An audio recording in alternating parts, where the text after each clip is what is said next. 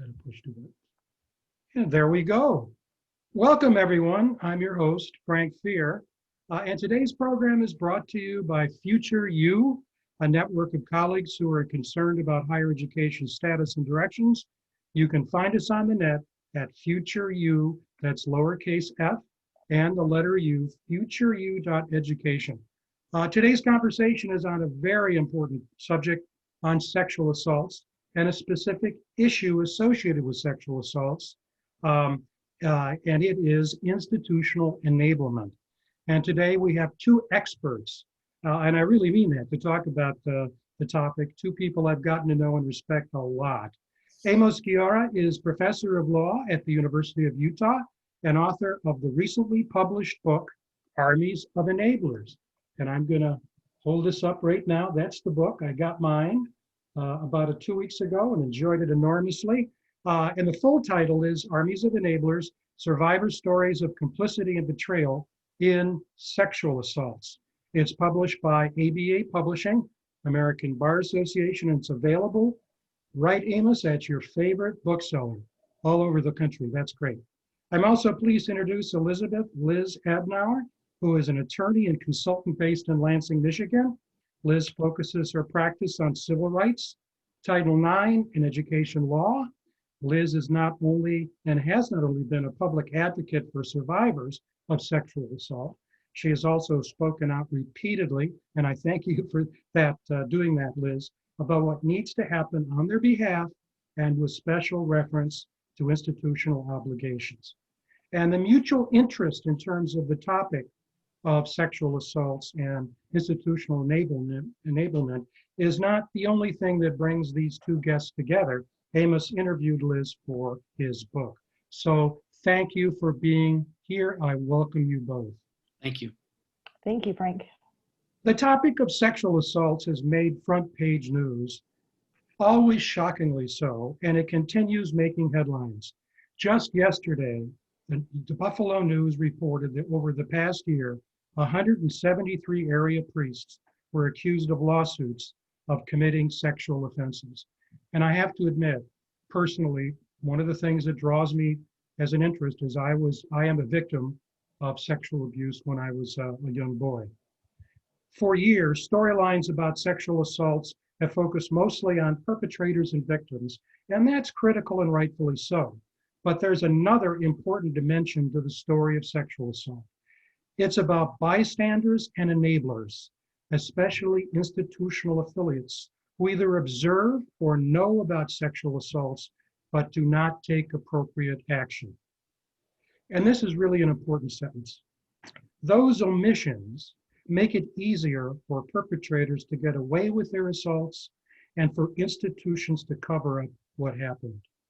It would be great if we could have each of you, with that as background, to frame it from your perspective, sexual assaults, institutional enablement, and we'll start with you, Amos, and then go to Liz. Thank you, and thank you, Frank and Liz, for having this great conversation about, frankly, what is a terrible topic, but it's a topic we need to discuss. And you're right, Frank, for me, as the one who wrote the book, I did not focus on the perpetrators. I leave that to others. What, for me, is of prime importance is the enabler, in particular, the institutional enabler.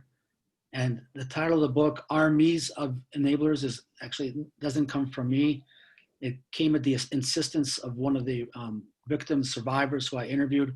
I was talking about army, and she kept telling me, it's not army, it's armies. And she literally drew for me wherever she turned after being assaulted. Here was an enabler, and here was an enabler, and here was an enabler, and here was an enabler. And that's why, I decided to call it, at her insistence, I want to emphasize, Armies of Enablers. And then when I ran that title by other survivors, they were all 100% on board, because they all, men and women alike, Catholic Church, Michigan State, Ohio State, USA Gymnastics, they all absolutely resonated with that theme of armies. And we'll get into this, I'm sure, in the course of our conversation, but it's really important for me as a kickoff here, that we understand that the survivor is surrounded by armies who are protecting the predator, right? So the armies have two roles. One is to protect the predator, and two is to not enable the survivor to take any action or recourse whatsoever. So the armies actually play a double role, one worse than the other. And from my perspective, having a conversation like this today with the two of you is absolutely essential, because the more people who can hear about this, who can think about this, is absolutely essential. Because otherwise, what I write about in the book will happen again today, tomorrow, and in 5 years. Very good. Thank you. Yeah. Well stated. Liz, please. Yeah. So Frank, first of all, I want to thank you for sharing that you're a survivor. That's not something I knew about you, and I'm sure really informs your interests and your commitment to this topic. And so thanks for sharing that. I appreciate that. Yeah, I mean, I completely agree with Amos. And I think I would actually add that there's a third goal, which when I say it, Amos is probably going to be like, yes, of course, that I think that, the whole overall, these two aims are working to overall protect the institution. I mean, that's what this is all about with these armies of enablers. And I think that that framework that we're talking about here is, you have groups of people who have been parts of institutions generally for at least enough of a period of time to get indoctrinated by the institution that the institution's needs and the institution's protection are worth any other costs. And I think what Amos's book illustrates, and what many of the survivors that he talked to describe, are people who are in service to an institution. And that therefore the human needs and the human responsibilities and the human obligations that we would normally think about are just secondary to that. So I really think that's these institutions have so much power and authority, and the people that are a part of them benefit from them so much that there's no room to actually do the human undertaking of doing what's actually right, because it could bring the entire institution down, as I think we're starting to see a little bit. Yeah. One of the things that's so striking is that, and I was just to tell my students this, is that, a one-off is one thing, but you look for a pattern. And if there's a pattern, then you have an evidentiary base. And so you would think that institutions would wise up if only for self-protection, self-interest, because another institution did this and another did. But that never seems to happen. It just seems to continue to be a sort of a rolling stone. And that's one of the things I think that's so important about your book, Amos, because you actually do an excellent job. You're going to talk about this, obviously, about what can be done to stop this train, so to speak, at least in terms of the issues that you and Liz have talked about. If I could turn back to you, Amos, you had written a previous book, and I'm going to read the title to get it right, The Crime of Complicity, the Bystander in the Holocaust, several years ago. And I presume that was the not stimulus, but maybe the foundation for then evolving that focus in your current research. Is that fair? So the question I'm really asking is, why did you decide to take up this particular piece of research and write this book? Unintended as unintended can be unintended. I think, as you both know, most of my scholarship until these two books was about national security, based on the 20 years I served in the Israel Defense Forces, where I was involved in operational counterterrorism. I was training for the Salt Lake Marathon 7 or 8 years ago, and my running partner, who's not Jewish, said to me, we're in one of those awful 20-mile runs. She said to me, how did this happen, this being the Holocaust? And while I'm the only child of two Holocaust survivors, I grew up in Ann Arbor. My father was in the faculty of the medical school at the University of Michigan. I grew up in a home where the word Holocaust was never mentioned. I grew up knowing nothing about my parents. And I decided, when my running partner asked me, how did this happen? And I had a brilliant academic answer, was, I have no idea, that at the age of 55 or 56, the time has come to become autodidactic and study the Holocaust, and more importantly, to finally figure out who my parents are, because I knew nothing. And so I undertook a study of the Holocaust and of my parents. It was all about the bystander.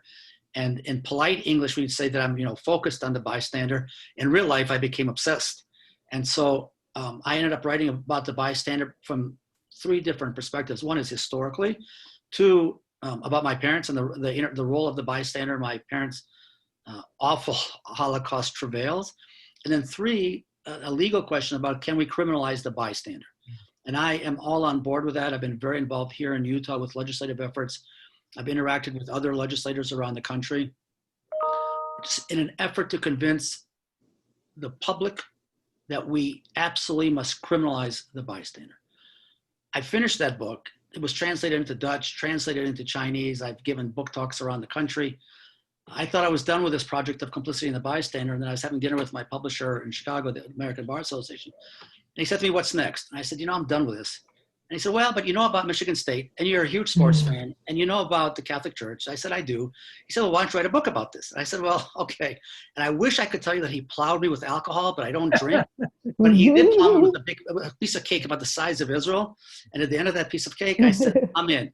I went back to my hotel room in Chicago, and I said, "What did I just agree to?" And I started writing, because that's the way I write books. I start writing without really knowing where it's going.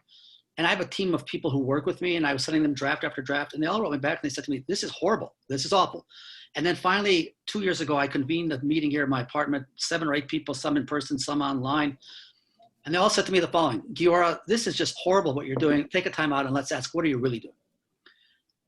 I started thinking bystander was bystander, but there's something else maybe. I then had a Skype conversation with one of the Michigan State women who's in the book. She's Jane Doe in the book. And I'm talking about the bystander. And she cuts me off and she says, "You got this all wrong. These are enablers." And just like that, boom, that Skype call, the book was born. And then I began the process of gathering names of people to interview, focusing not on the predator, not on the bystander, but on the enabler. The enabler for me is the person, and this goes to Liz's great comments, the enabler is the person who knew or should have known, and who's in a position of authority, and makes from their perspective, the rational decision, conscious decision, to prioritize the sanctity, if you will, of the institution over the needs of the person in peril. And I think Liz will agree with me, it's about institutional complicity, or complicity of the person in the institution, and absolutely ignoring, in the name of the institution, go team, ignoring the peril of the person. So over the course of 15 months, I interviewed 20 to 25 men and women who were assaulted, Catholic Church, Michigan State, Ohio State, USA Gymnastics. I was not able to interview any of the Penn State survivors. And for me, I have unbelievable admiration and for the courage of people who don't know me from Adam, who agreed to spend hours with me to not so much tell the story of the assault, but to engage with me in a discussion of the surrounding perimeter, if you will. And it turns out, and this surprised me enormously, I was the first person to ask them the following question: what were your expectations of the enabler? And that's a question that had not been previously asked. And I consulted with professors of psychology, and they all were like, we've never asked that question. And I focused on that, not about the assaults, but that one question, and trying to create, quote unquote, a relationship between the enabler and the survivor. The survivors, interestingly, referred to the enablers as my enabler, because they had expectations of that enabler. And then the word that runs throughout the book is that the enabler abandoned them. Mm-hmm. And that, I think, is a powerful theme for a young person, a child, to be abandoned by the person or persons who they were convinced had their best interests at heart. And again, I just want to emphasize before turning it over to Liz, I have undue admiration for those people and for their courage. I want to emphasize, they didn't know me from Adam. They got my name here, there, lawyer gave me their names. They agreed to talk with me. I can't imagine what it was like. Exactly. When you think about, thanks, Amos, when you think about what Amos just said, and you also with your background, both institutional experience plus also your practice and your advocacy work, where do you see all of this? Where do you fit into it? Does it make sense to you? I'm sure it does, but please elaborate. Yeah, and just to give listeners a little bit more information about me, I don't know if we mentioned it before, but I also spent 3 years as a Title IX investigator at Michigan State, and which ended in them not wanting me there anymore because I was trying to hold them accountable. So so I've got the experience of working as an attorney and advocate on behalf survivors, and really, a number of others in other contexts who are disenfranchised by institutions, as well as being a part of the system. And as I referred to it when I worked there, I was the man. You're working against the man most of your career. I spent 3 years working where I was in the role of being a part of being the man. And yeah, I think that everything that Amos is saying is really spot on. And I think, the thing is, the first thing I want to say in response to Amos's comments is that he's absolutely right. These survivors owe us nothing. And I think that's one of the things that in my mind makes them most credible is, what do these people have to benefit from this? Nothing. They're not going to get, a pile of cash. They're not going to get, lifelong honor and admiration. Many of them remain anonymous, like the Jane Doe that Amos mentioned, because they know if they become public about who they are, they will experience, attacks and attempts at discrediting them. So, I think there's a lot that we need to consider when we're listening to their voices. And I think that people a lot of times have, this sort of instinctual, I'm a fan of this school, or I'm a member of this religious institution, or I work for this company that's always been good to me, or, the police have never bothered me. And so they have this sort of predisposed desire to believe that the institutions are good. And I think what listeners need to do, if they haven't already, is break it down and think about who has what to gain here when you're assessing, credibility in these situations. And I think that's a really important point that Amos brought up.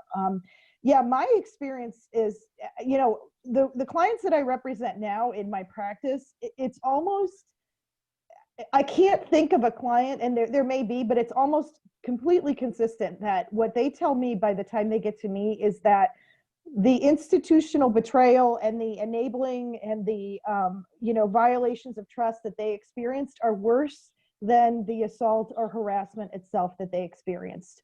That trauma of, you're sexually assaulted, or you're sexually harassed, or you have, a professor demanding that you do some sort of sexual favor in exchange for a grade, or whatever the case may be. That was extremely traumatic. That's horrible. And they're telling me that the process of trying to resolve that with the institution caused them more trauma and impacted them more significantly. And I think that's really, really powerful, because people can go through bad experiences. Every human being is going to go through trauma, whatever it is.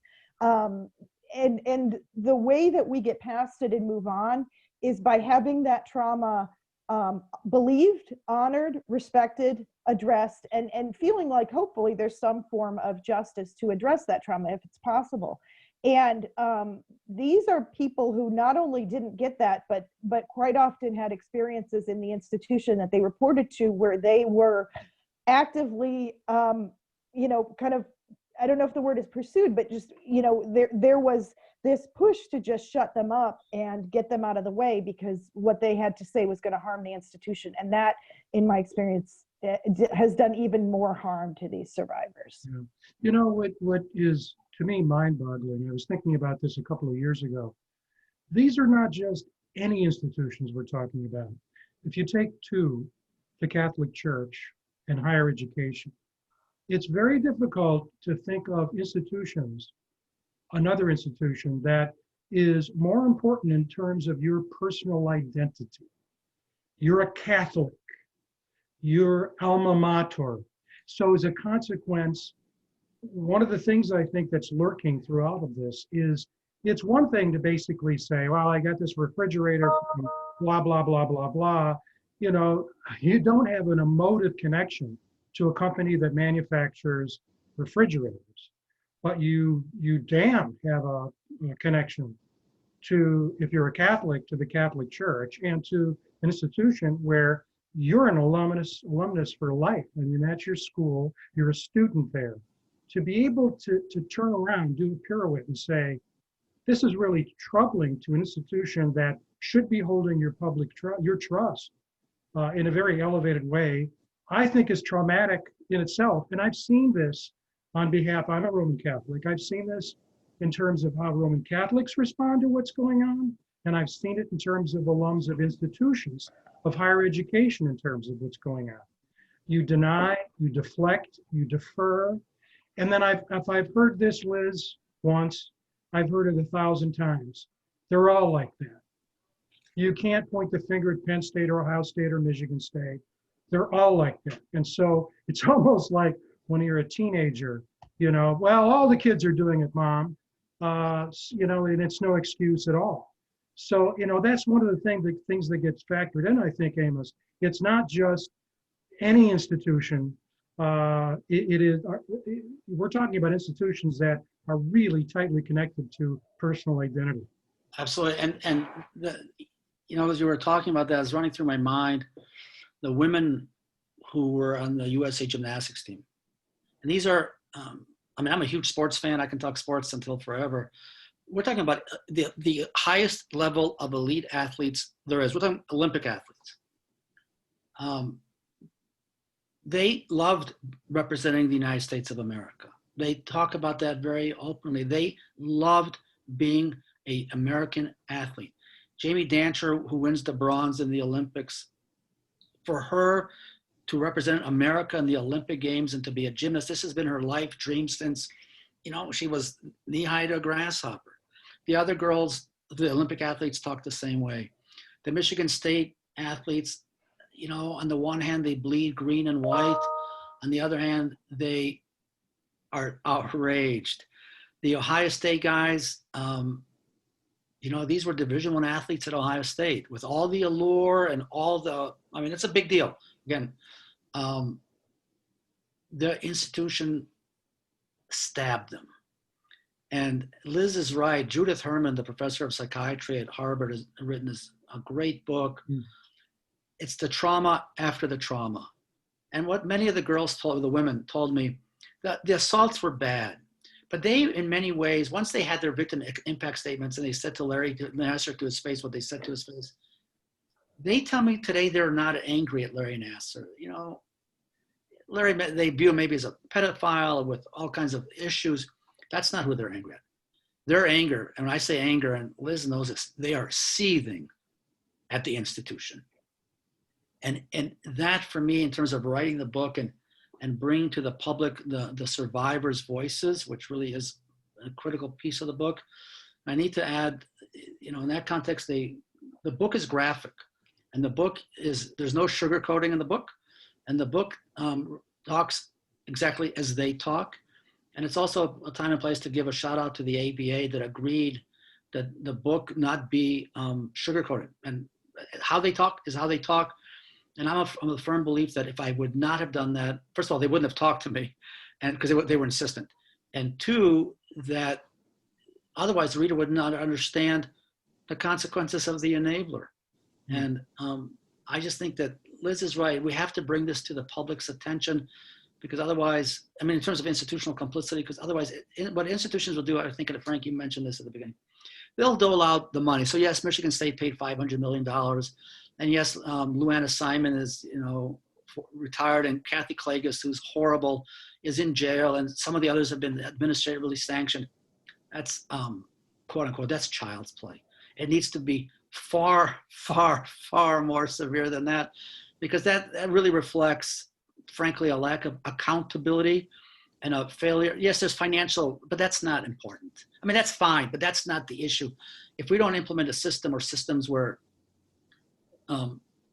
senior officials are subject to the criminal law, not civil suit, but criminal law, this will just go on, because all it is just, doling out money, and that's not an answer whatsoever. Yeah. That's why I'm a big time advocate for the criminalization of the bystander and of the enabler, because otherwise, if all universities are forced to do is to pay out, that's not going to change anything. Yeah.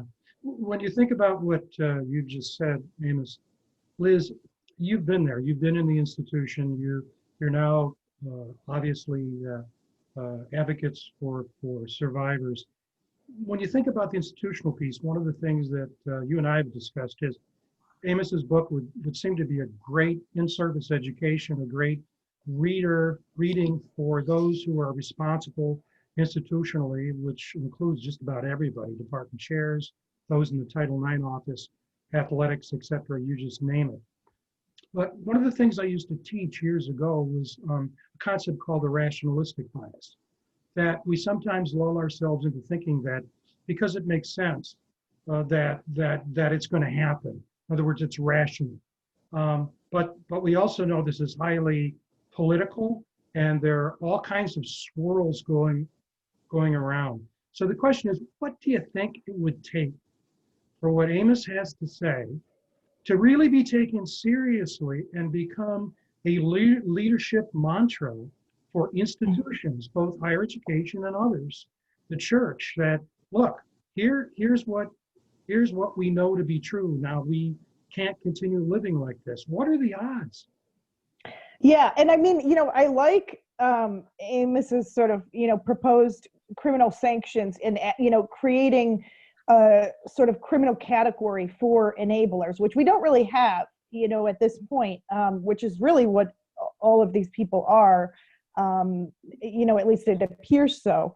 And, that might be what we need, because I honestly, I don't know, when I was at MSU, I would push back, and I was not anywhere near the top. So like I had, not a very small voice. But, when I pushed back on things, that was what I got was, well, this is the way we do things. And this is what general counsel is advising us. And this is what you're being told. So you need to do it. And, for me, in the role that I was in, it was get with the program or get out. And eventually it was get out, because I didn't get with the program. And so, but the thing is, and what's still going on at MSU, because I have cases right now where I'm representing individuals with Title IX claims at MSU, and as recently as February or March, I had a case that involved very significant sexual harassment. After a very long investigation, the school found the faculty member responsible, and the discipline was like, I can't remember exactly what it was, but it was something along the lines of like 2 weeks of unpaid leave during the summer. Why would that person ever stop sexually harassing? The message that they've been given is, okay, do what you want, and you'll get a slap on the wrist, and it won't really impact you, and whatever. However, if the people that made that decision about what that sanction was going to be, how it was going to be implemented, whether there were going to be any additional sanctions, could have faced criminal consequences for that, I think that outcome would have been different.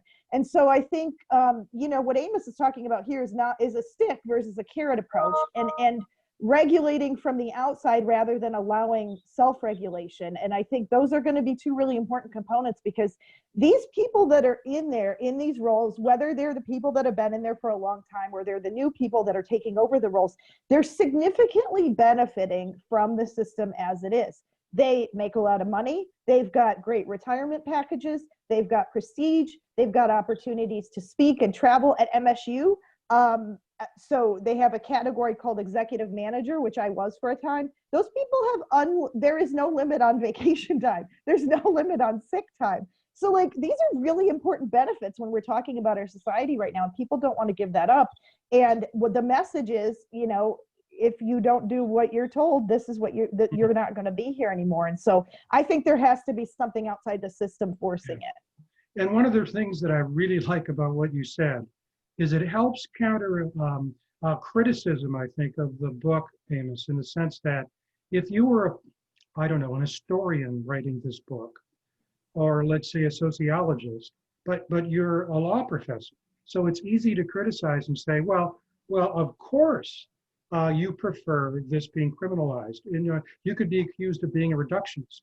In other words, it's what does the carpenter recommend? Well, you get a hammer and a nail. That's how you deal with it. But what Liz is saying is the odds are pretty low that you're going to see significant change coming from within.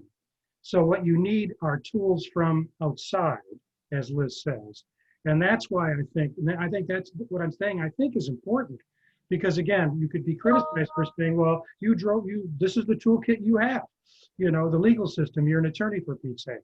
You're not an historian. So I think that's extremely important. Along those lines, you obviously had a very emotional experience doing the research for this book. You and I have talked about this, Amos. Is there anything that surprised you at all? Things that you now look back and say, gee, I couldn't have predicted that if you gave me $1 million. Things that really, anything that floored you?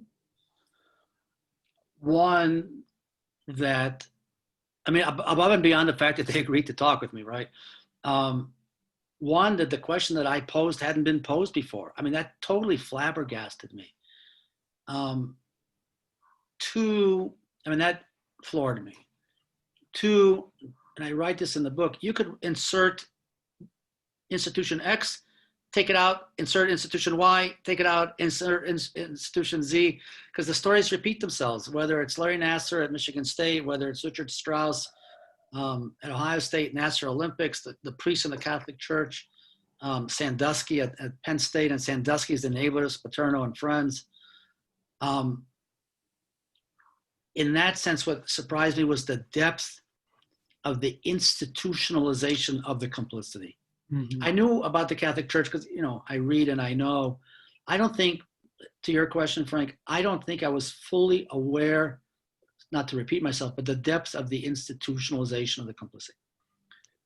The other thing that, in terms of what surprised me, was this utter abandonment. And maybe if I can give an example that explains this. It's in the book, and she agreed that her name would be, and I applaud her. Her name is Maddie Larson.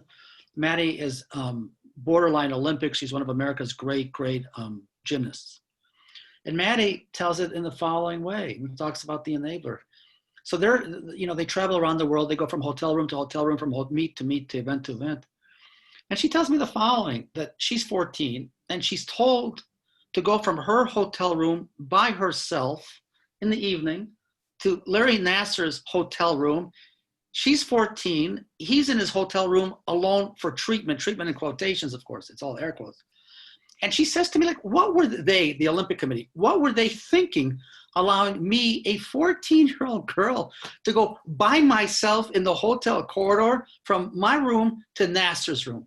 And when Maddie told me that, I was like, speechless, because that is the institutionalization of the complicity. Because one other thing I was surprised that I didn't know this. I'm a huge sports fan. I was not aware of how much money is at stake in the context of big time elite sports. I know about football and all that, but I wasn't aware about Olympics and gymnastics and how much money is at stake here. And what role that plays, I don't know. It's out there. But when Maddie described that, walking by herself in a hotel room, a corridor from her room to Nassar's room by herself, I mean, I'm a parent. I've got 3 kids. I mean, Who does that in terms of being surprised? Yeah. As you're talking there, it reminds me too of one of the things that was drummed into me as a graduate student in sociology, and it was always get the unit of analysis right. And what you have here is that you clearly have the perpetrator, and that's the individual. And there's no question that's an important unit of analysis. But you're fooling yourself if you believe that's the only unit of analysis. So you've got, and I think that explains what you said earlier, Amos, about as you talk with the survivors now, and I really prefer to call them victims. They insist on being called survivors. Yeah, that's what I understand. And they are. I mean, because it's obvious. They survived. They survived. But I can understand why you were told that that sort of the seething anger about Larry Nassar subsides, because now the focus is on the institution as the unit of analysis. And then you get to the sort of the F word of organizations, and it's the C word, culture. And, higher ed has because I know that very well, gets a PhD when it comes to systems change. We can restructure, reorganize, downsize, upsize, fundraise with the best of them. But when it comes to changing norms, changing the culture, changing behaviors, changing expectations or else, we're much better starting something new with a new culture than trying to reculturate, so to speak. Take a culture and reculturate. And that's why we sometimes get into this crazy notion, well, if we just get this person out of there and bring in another person, everything's going to change. And then we find it hasn't changed at all, because we aren't giving the serious attention to the culture. And in fact, there are very few leaders and those who work in organizations who really give attention to culture change. They tend to focus on leadership change, systems change. And what's interesting, the reason I'm bringing all this up is I've read plenty of stuff on the sexual abuse crisis, sexual assault crisis from a reporting point of view. And I mentioned there's a review I've written that my two colleagues know that's at Future You, and I mentioned several of them. But they're reporters who are reporting. But what you've done is that you've actually gone beyond that to help the reader understand the conceptual background of this and also the legal remedies that may be taken. And of course, Liz, you come at it from the point of view, whereas Amos researched and interviewed these survivors. You're interacting and working with them all the time. So you have that deep engagement. And so we're getting to the point, I'm looking at my watch here. It's we should probably close up here. Let me turn to each of you for your final comments. We'll start with Liz.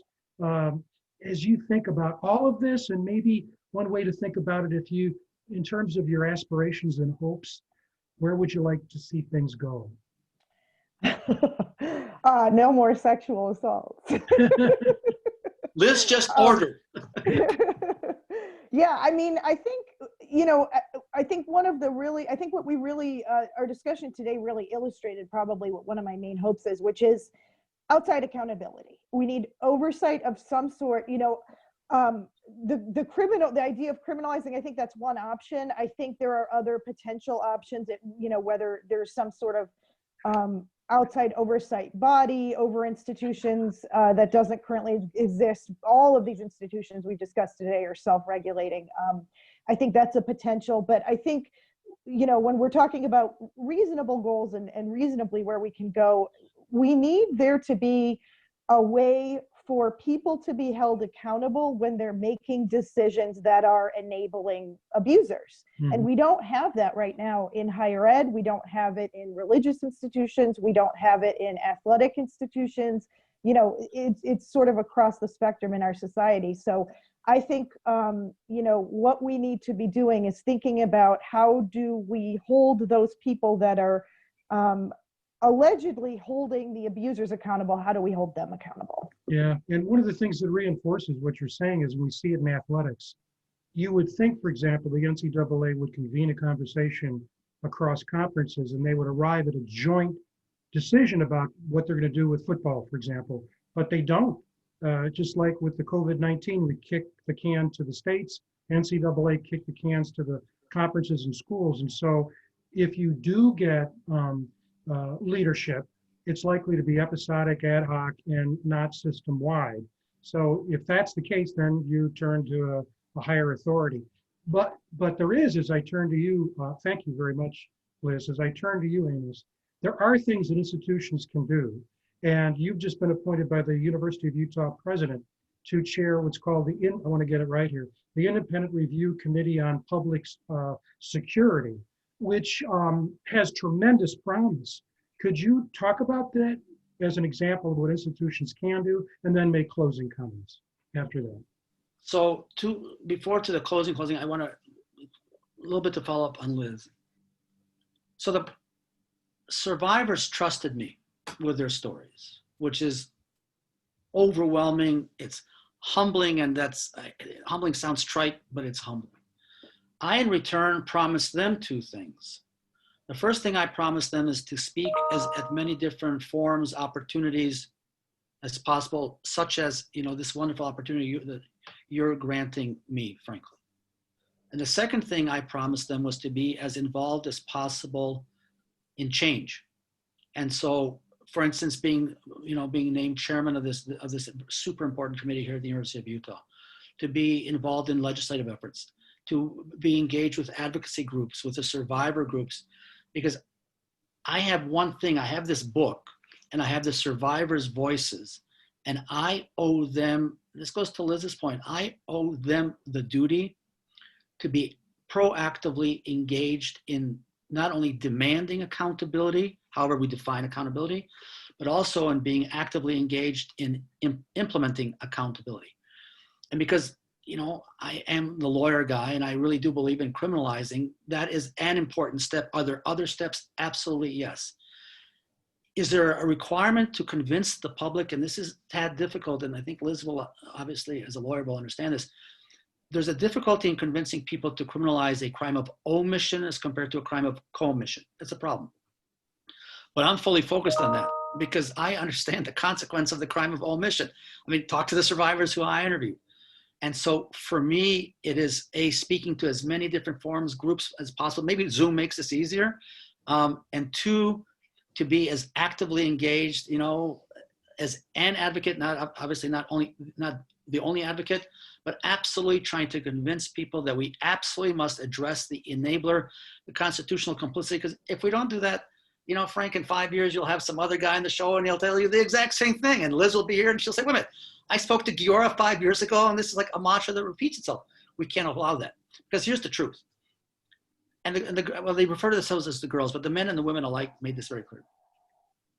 And I want to come back to Dancher because when she testified in Congress, she was very clear about this.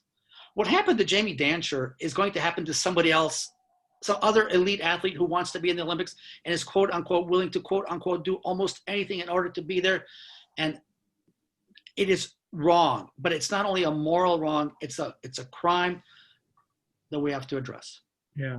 One of the things that I think is really important about what you said is not only are you going to be an advocate and an activist generally, which is important. So for example, if we're interested in things like poverty, be an activist toward wealth inequality, but you're also an activist within your own institution. That's important too. So it's not just a broader stroke, it's also, so talk a bit about the committee that what is it? Why was it put in place? And the Independent Review Committee, which is a presidentially appointed committee, is exactly as it sounds. It's independent of the Office of Public Safety with oversight, overview powers, proactive and reactive. And the idea is to be really independent, which I think is absolutely essential, and serving the important function of reviewing and engaging with all matters here on the campus of public safety. We're one of the first universities in America to have this, not the first, one of the first in America to have this. I think I'm right. I think when I say that we're the first in the West to have this, and the fact that the chairman of the committee is a law professor, I think there's importance in that. The committee members are faculty, staff, and students, which is absolutely essential because you both know university community has multiple stakeholders, and it's as many stakeholders as can have a seat at the table of this independent review committee. I think it's absolutely essential. And I'm very open about this. I've given out my email address widely because I think it's really important that people feel that they can turn to me as my position as committee chair. If they feel that issues of public safety aren't being robustly addressed, if things are being missed, mistakes happen. But going back to Liz's point, we have to be proactive in addressing in the context of accountability. From my perspective, it's a great honor to serve as the chair of this committee. I think, if I may, it's a natural outcome of the book because I really am all in, whatever that word means, but I am all in on this issue of frankly, going after the enabler. That's what this is all about. And the best, I don't know if either of you are sports fans. One of the idioms graphically the way I describe it is the enablers are the offensive line for the predator, the running back. Waiting at the goal line, the end zone, is the survivor. And because of the offensive line, the enablers, the running back predator is going to get to the end zone unencumbered. And that's the reality. And I am all in on breaking that up. I can't be any clearer than that. Oh boy. Thank you so much, both of you, for a very invigorating conversation. I have hope because the two of you are working diligently, have been and will in the future. So, and thank you, audience, for joining us, taking the time to be there with Dr. Guiora from the University of Utah and for Liz Abdnour from Lansing, Michigan. And on behalf of Future You, we hope to see you again very soon. This is Frank Fear. Thank you.